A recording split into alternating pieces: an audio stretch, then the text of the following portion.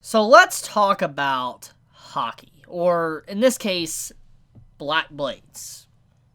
For a long time now, it's been a big discussion, a part of the One Piece community, on what these certain black blades are. Mainly our main master swordsman, the one Zoro wants to take down, Mihawk. He had a black blade, and many were under the assumption it might mean hockey. But it's very clear after this chapter, that's not the case. For instance, Ruma's blade was turned black, which should mean that at one point in time, it looked like a regular sword, but eventually coated in black. Now the question is, what does this mean? And obviously, I can think of quite a few things or theories that this could mean or what it could be. Now, I highly doubt I'm the first one to mention it, but let's go with it. So the first thing that comes to mind is the reason why these blades are permanently coated in black is because of hockey usage. For instance, the individual that is using the blade, constantly coating it in hockey, eventually dyes the blade in that color, and it permanently has hockey. That is something you could get from it. Now, there is another example. What it could also mean is not actually hockey, but that the sword has completely become aligned with the user's will. We do know, since the very beginning of One Piece, that swords technically do have its own will. It can pick its swordsman. We've seen this with the Cursed Blade in the beginning of the series. When Zoro was picking out a new blade, you had it to where he did a test to see if the sword would bite him, and it went completely around him and landed right into the ground, and we saw how sharp it was. What that represented is that the blade chose Zoro. It's been established for a long time now that blades do have their own wills.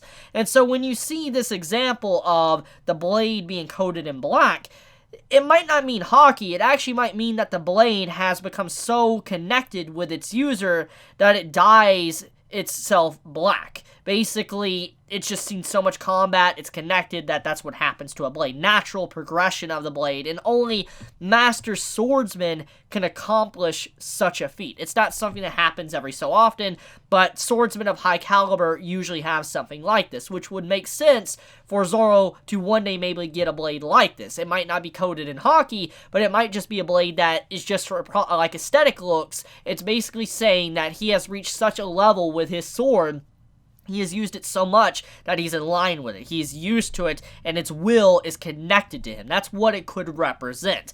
So, it's one of those two things, I'm assuming. Either the Black Blade is referencing hockey usage, or it's referencing the fact that it's just connected to its owner. If it is hockey usage, here's another question that could come up. If it is dyed black because of hockey, does it have a limited amount of hockey, or is it permanent? For instance, if the blade goes black and it's permanent hockey, that would make it to where anyone could pick up the blade and be able to use hockey. But that wouldn't make much sense then, if Zoro had a blade since the very beginning for a while now that technically was coated in hockey, but he wasn't really able to cut through Logia users. So, I feel like that's really not the case. I feel like most likely it's nothing to do with hockey, but most likely something to do with the owner connecting with the blade. And once it's dyed that way, it's permanently dyed that way. It just never goes back, unless there's something else I'm not understanding. So anyways, let's get into the Komurasaki stuff real quick. So Komurasaki, she's still alive. Okay, I mean, let's be real with each other, 101, we all knew that Komurasaki wasn't dead. It was so obvious from the Mafia dude that's underneath Orochi that he is definitely trying to keep Komurasaki alive the way he acted. He just seemed like a guy that isn't necessarily bad, and so it does seem like he might become a turncoat against Orochi and help out the Straw Hats and everyone else that's rebelling against Kaido because of Komurasaki being alive. That's the only explanation. Komurasaki being alive makes perfect sense now. Like, it's connected with him, he got her out of there, here you go. So, yeah, Komurasaki being alive, though. I mean, this once again pretty much confirms that she's most likely Momo's sister. That's very obvious now, just because of her still being alive. There's just no way she'd be kept alive if she wasn't going to be very vital for the plot and a connection to the upper tiers of the people who are going to be working on Wano once this arc is done. For instance, Momo. So, yeah. Anyways, Zoro had a really interesting fight. He actually bled. Yeah. How long has it been? Like, how long has it been since Zoro has had a fight and he's bled? Like, legitimately bled. Like, got a real wound. Like, I'm not talking about, like, some little cuts or something. I'm talking about an actual wound. The last thing that really comes to mind is the Hardy Jones fight. But even then, it wasn't really Zoro's fault because he was underwater and at a disadvantage. Was it that? Did he get hurt then? I don't remember. Did he get hurt in Fishman Island? It's been so long since I've actually seen that, so I don't really know. But even then, Zoro actually took a wound this chapter, which, let's be real here, Zoro as an individual, a wound like that's not really going to do much to him. The man's like a tank. He's a legitimate tank. The more you hurt him and wound him, the stronger he gets. I mean, we've seen this time and time again in the series, so a wound like that's really not going to do much to really stall him. It might take him out of a fight or weaken him, be a handicap, but overall, he's going to be able to be A-okay and take down the opponents that he does need to be able to take out.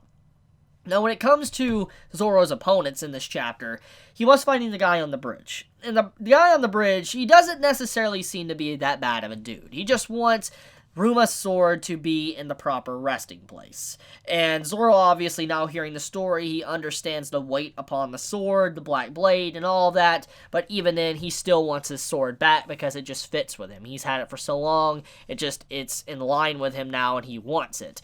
And so because of that, he doesn't care. But even then, though, he now knows the true story of the message behind it, the meaning, and I feel like he's going to try to uphold that to be worthy of the blade. It's probably going to be a big moment for Zoro's character. And I feel like, once again, thanks to this sword having a legend of taking down a dragon, I feel like Zoro might have a big role to play against Kaido, because Kaido is obviously a dragon. And there's just so many questions I have about the sword that, was used. I mean, it was used to slay a dragon.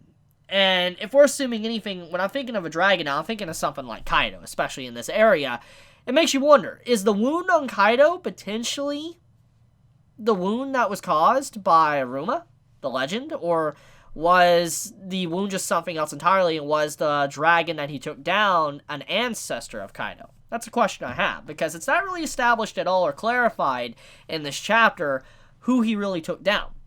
And what dragon was it? And what type of dragon was it? Was it like a western dragon, an eastern dragon? No clarification, so we don't really know exactly how strong of an opponent it really was. But apparently the legend alone was enough to deter the government from even stepping into Wano, which we now have a complete understanding now is that just one man alone scared the crap out of the world government, where they didn't even want to go near it because of just how powerful one samurai really was.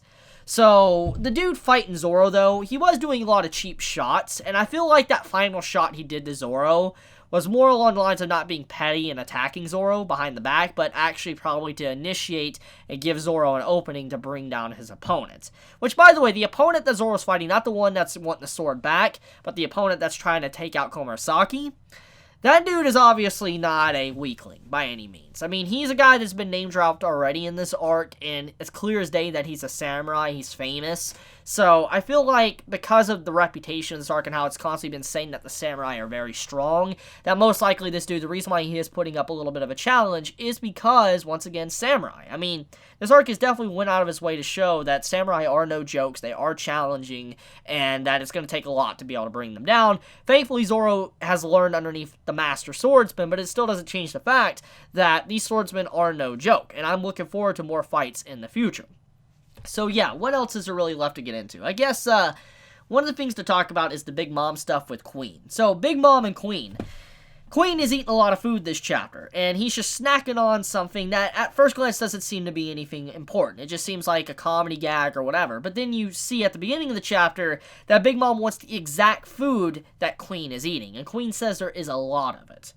Basically what that means is that Big Mom, since they are en route to take down the prison, go there, I feel like, Big Mom's going to find that food. She's going to eat it, out-eat, Queen, and it's just going to be a big mess. I just feel like something like that's going to happen because of that food being name-dropped and Big Mom wanting it while Queen is eating it. There's probably going to be a big fight, and probably Big Mom is going to one-shot Queen, which would be absolutely hilarious if that is the case. So anyways, I think I want to end this video here. Let me know your thoughts in the comments below. If you enjoy my content, please subscribe.